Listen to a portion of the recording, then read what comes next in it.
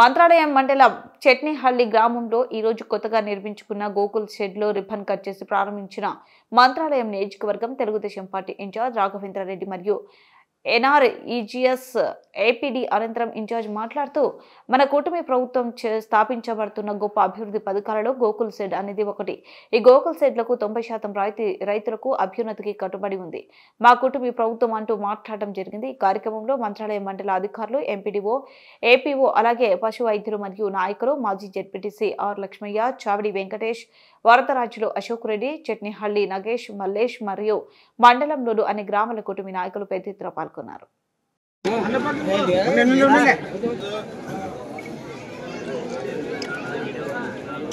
మన ముఖ్యమంత్రి గారి ఆదేశాల మేరకు ప్రతి గ్రామంలో గోకులమ్మ షెడ్స్ ఓపెనింగ్ కార్యక్రమం జరుగుతుంది.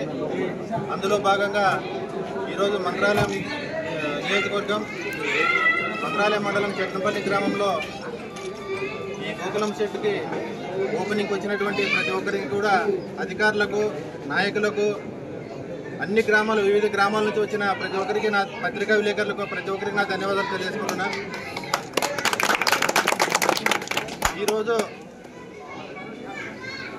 అభివృద్ధి జరుగుతుందంటే అది ఒక కూటమి ప్రభుత్వం వల్లే సాధ్యపడుతుంది.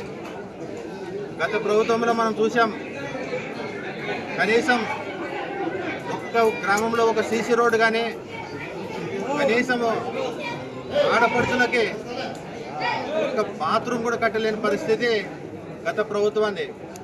ఈరోజు గవర్నమెంట్ ఇచ్చే 6 నెలలు అయింది. ఈ 6 నెలల్లో 5 సంవత్సరాల్లో చేయనటువంటి అభివృద్ధి అంటే ఏంటో ఈ 6 నెలల్లోనే చూపించడం జరిగింది. మనకు కూటమి ప్రభుత్వం ఏదైనా అభివృద్ధి చేయాలంటే ఖచ్చితంగా అది మన నాయకుడికే సాధ్యపడుతుందని చెప్పి తెలియజేసుకుంటున్నా. కాబట్టి మనం అందరూ కూడా గమనించి మన నాయకుడు ఎలా కష్టపడతాడో అలాగే ఆయన రాష్ట్రానికి కష్టపడుతున్నాడు.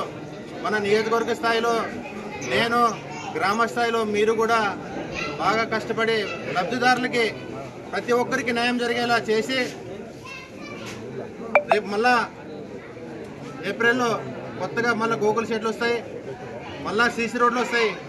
సీసీ రోడ్లు కూడా ఎక్కడైనా మధ్యలో ఆగిపోయి ఉంటే దాన్ని కంటిన్యూ చేసేదానికి కంప్లీట్ చేసి ఆ రోడ్డుని కంప్లీట్ చేయాల్సిన బాధ్యత మనపై ఉంది. ఎక్కడైనా ఆగి ఉంటే కూడా నా దృష్టికి తీసుకొని వస్తే ఖచ్చితంగా దాన్ని అక్కడి నుంచి మళ్ళీ కంటిన్యూ చేసి కంప్లీట్ చేద్దాం. గోకులం షెడ్స్ కూడా రేపు మళ్ళీ వస్తాయి. అప్లికేషన్లు పెట్టుకోండి, ఎంతమంది అయినా పెట్టుకోండి, 100 కాకుండా 200 పెట్టుకోండి. కానీ ఖచ్చితంగా న్యాయబద్ధంగా మనం ఏదో సహా చేసుకుంటామని ఇంకోటని కాదు, ఖచ్చితంగా మనం షెడ్లు కట్టుకోవాలా, దాన్ని ఉపయోగపడాలా.